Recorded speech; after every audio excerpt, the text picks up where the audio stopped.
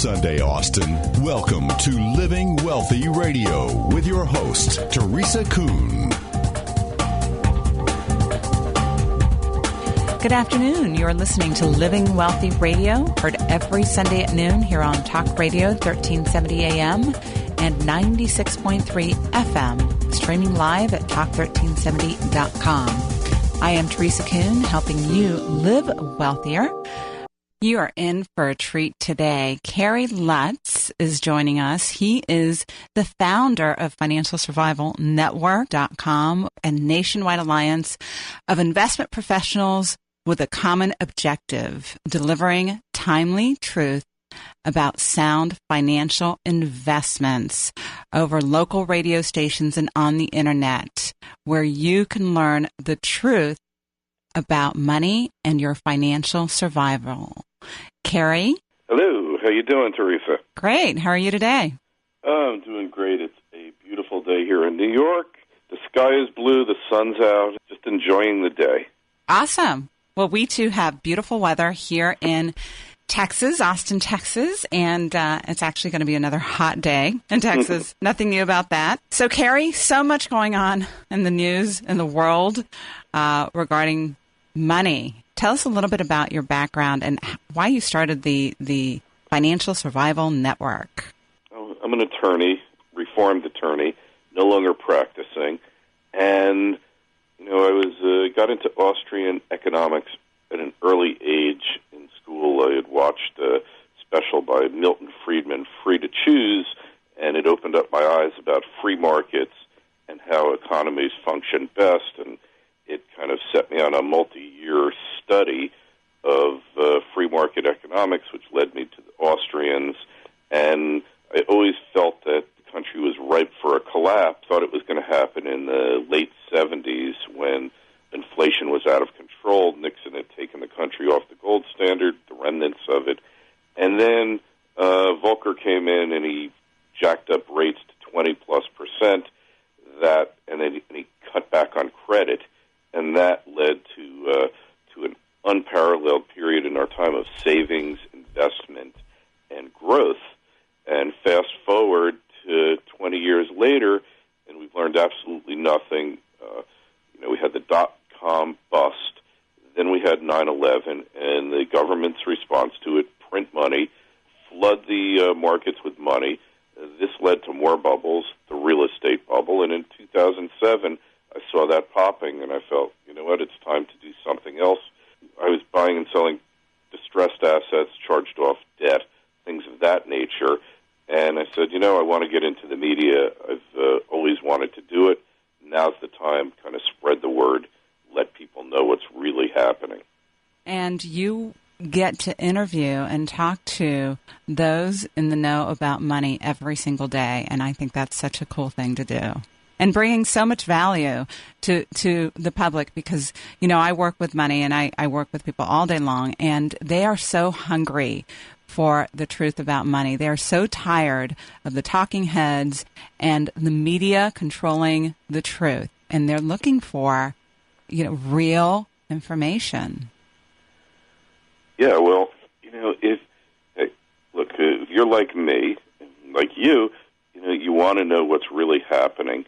And you know that you're getting just a nonstop stream of propaganda from the government. And it doesn't matter who's in power. Parties, I don't look at them as individual parties. I look at them as bookends, and in between them is the same party line. Prosperity's just around the corner. If you go back to Herbert Hoover's era, when the Great Depression occurred, it's happy days are here again, and they're not. 48 million people on food stamps. Labor participation rates are lower than ever, and if you've got a job, you're scared to death that you're going to lose it, and if you don't have a job, you don't know what you're going to do to keep your family going other than to take the government handouts. So this is a really perilous time for you, your family, and your community and your friends, because you don't really understand that we are in another Great Depression, or as some call it, the Greater Depression. And what's interesting about this Great Depression that we're in is, in the Great Depression in the 1920s, 30s, right? What happened in the 1930s? What happened then? There were food lines. The Depression was so visual. Today, 48 million people are on food stamps, but their checks are being mailed. Their cards, their money is being deposited into a card where they go shopping, and nobody really sees they're using food stamps. So it's a whole nother world out there, but it's not as visual as it was in the first Great Depression, right? Yeah, well, this one is, Mark Twain said that history doesn't repeat, it rhymes. And the rhyme here is that all depressions, and there's one guy out there, Bob Hoy, who I've interviewed a number of times, he calls them credit busts. And he studied every credit bust for the past 400 years, and what happens is always the same, that, employment goes down, jobs are lost, and you're kind of in this bad place for 10 years or more until until all the debt, the bad debt, is wrung out of the system. And what we've experienced here is the government going into more and more debt to keep the existing debt going and serviced, and it's not going to work. It's going to collapse, and it would be much better trying to manage the write-off of the debt and just wipe it out, get rid of it. The sooner that happens, the sooner we will have a turnaround. But instead, they're propping up these zombie banks, these huge zombie banks, so-called too-big-to-fail banks, and those banks are eventually going to fail. There's nothing that can be done to put Humpty Dumpty back together again. There's a really interesting statistic that I recently heard. I think it's if every small business in America sold off 1/3 of their assets. Sold off their assets and gave it to the U.S. government, only 1/3 of the government's debt would be erased.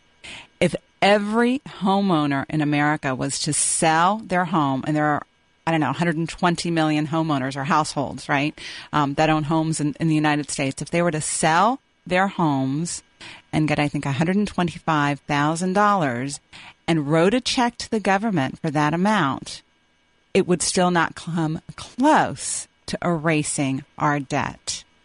Those are really, really scary figures. Yeah, well, it's nothing new. I was at a conference, Hard Assets, New York conference, and a guy by the name of Eric Sprott, multi-billionaire, made his money in Canada in resources, gold, silver, stocks. He's probably the foremost investor in the world. And he says you get to this thing called the Minsky moment. And I think his name was Hyman Minsky, famous economist, turn of the last century. And he said that all governments eventually default on their debt because they get to a point where they can't pay the debt anymore and they can't service it, where it becomes obvious that the debt is unsustainable and unrepayable, and then you wind up with sovereign debt defaults, and that's what's happening right now in Europe. Mm-hmm. They're still trying to kick the can down the road and convince people that we're going to be able to pay it off, but everybody knows that that's not going to happen, and it's going to happen all over in the U.S., and there's many in Japan, many countries that are in hoc, and even countries in Asia that are not over-indebted, like China. The debt's in different places that you don't know where it is, but this whole prosperity that we had the past generation was born of excessive debt and money creation, and it has to be wiped out until, in order for us to get to the next economic expansion. And the longer the government puts that off, the harder it's going to be to get to the time where we have economic growth again. Well, before we go into the optimistic part, which I actually am very, very optimistic. I think this is one of the most amazing times to be living in. And if you do things right, you've got more opportunities than I think you've ever had in your lifetime to position yourself correctly. So I'm actually, I hate that people are suffering. I'm not into that at all. But on the other side, I've got to look at the positive. Because otherwise, what are you going to do, right? You just, yeah, sure. No, I totally agree with you that there are opportunities out there like there've never been before. And that if you work in a job that you're worried about, concerned that it's going to be eliminated, you need to be investing in yourself, learning how to take advantage of these opportunities, as well as putting away your money in assets that will either retain their value or appreciate when this credit bust finally runs its course. And it's going to run its course. There's no force that man can exert that will stop it from occurring. It has to happen. Right. And so you're better off profiting from it than being wiped out by it, because more millionaires were created during the Great Depression than at any other time in American history, and yet there were people who suffered the crash who never recovered from it. Mm-hmm. So you make the decision which one you want to be. Mm-hmm. And the advantage we have today is, I believe, the Internet revolution. It wasn't until too long ago that the government controlled the message. They controlled the information. And you referred to, earlier what I define as, or what I think is defined as the Hegelian dialectic, which means, those in power, those in control define the problem, when the problem could be completely something different. And so the masses, everybody, are arguing about the solutions to a problem that they've created or they want your attention to be at, as opposed to what the real problem is. And with the Internet revolution, which I think is as certainly more profound than, or just as profound as the Gutenberg Press, the government doesn't control the information anymore. The media doesn't control the information anymore. There are millions of people out there because of the Internet that really understand what's going on, and they're able to spread that information and that knowledge about how the way the world really works, how money really works. That's so empowering. Yeah, your ability to get information and to form a view that's separate from the one that the government is trying to peddle. Like, if you listen to the government, you believe that the whole problem we're having now is greedy bankers and people speculating in real estate and all that. But who made all that possible? They did. Who facilitated? Yeah, the government. Through the Federal Reserve, they kept interest rates artificially low, created way too much money. It went into real estate, created a bubble, and then, like all bubbles, it burst. And, of course, this is a failure, as far as the government's concerned, of the free market. But in reality, it is a failure of government policies that has caused all this. And people are aware of that now. It was really funny this week on the Drudge Report. The main headline was Obama saying that the private sector economy was okay. Did you see that? Yeah, I caught it. I was laughing about it because sometimes politicians really express what they believe, and they get caught at it, and then they try to deny it. But certainly, things are far from okay. Right. And, Drudge has millions and millions of people who read his headlines. And, oh, please. So that's what the government wants you to believe. Keep spending your money, keep investing in Wall Street, and everything is okay. Yeah, well, that's one of the things that you've figured out over the years, Teresa, is how to not get taken by Wall Street and how to actually build wealth without the quote-unquote help that Wall Street brings. And, Wall Street's all about earning fees and profits and trying to make up for the losses on all the other stuff that they've done. And they don't really care about you, right? Well, I don't believe so, right? And what we've been taught, and, let's talk about our backgrounds for a moment. You and I are both trained attorneys, right? We went to law school. Neither of us practice. I do not practice law and haven't for many, many years. But I do also have a degree in finance. And nothing that I learned in school taught me about how the world really works. Oh, yeah. Now, love my degrees. They've opened up doors and continue to open up doors for me every single day. But if I did not go outside the box 16 years ago, and I know it was 16 years ago because that's when my son was born, and that's when I started opening my mind to what else was out there, I would have still probably be, thinking the same way. I learned about Austrian School of Economics, and I had teachers and mentors who opened my eyes as to how money really works. And since then, I knew I had to share this information with others. And because of that information, I believe is where my optimism comes from. I think the times we're in, Carrie, are one of the most important times in the history, in our current history, maybe in the history of mankind. I don't know. That's pretty dramatic. Things are going to transition greatly from the way we used to do things, right, in the past. Things are going to change drastically in the future. How we view governments, what our responsibilities are, what government's responsibilities are. Think about it, Carrie. The baby boomers.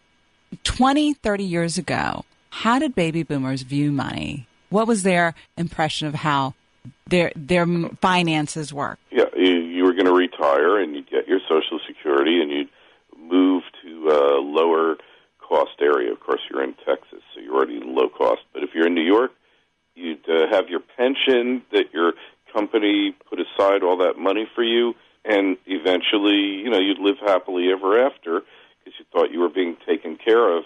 You didn't think that you would be responsible for your own retirement and that it would all be on your shoulders, which is why so many people will never be able to retire. Not that I necessarily think that, quote-unquote, retirement is a good thing for everybody. I can't see myself ever retiring, but certainly if you worked in a job where you didn't get the gratification that many of us get, then you want to end it at some point. Or you're in a physical trade and your body's just tired, you want to retire. But how do you do that now?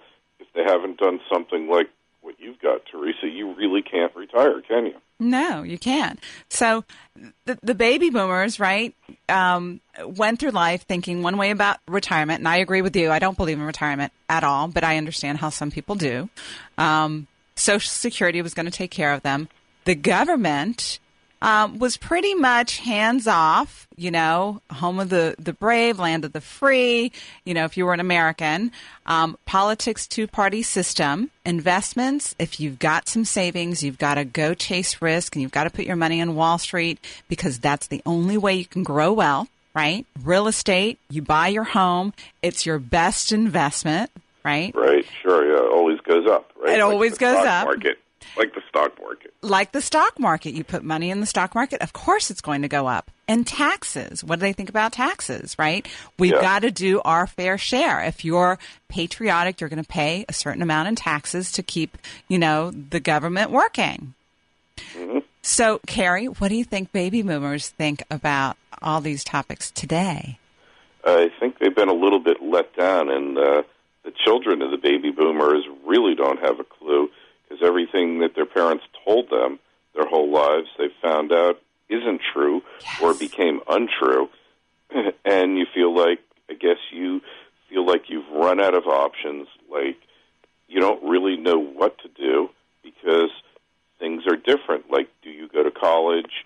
Do you blow or do you go into hock for $200,000 on a college education that isn't necessarily going to get you a job? I guess everything has really changed, right? It's changed drastically. My clients, baby boomers, they're scared. They're very, very scared because their paradigm has shifted. And they made plans going one direction, And all of a sudden, everything else has changed. And Social Security may not be there. Their pensions may not be there. Their role with their responsibility for their retirement is different than what they thought the government was going to provide for them. Very, very different. Carrie, thank you so much for joining us today. Your website is financialsurvivalnetwork.com, where you help your listeners survive and thrive in the new economy. We are at livingwealthyradio.com. As always, Carrie, you've been great. Hey, well, thanks so much for having me on, Teresa. It's been a pleasure. Same here. Enjoy.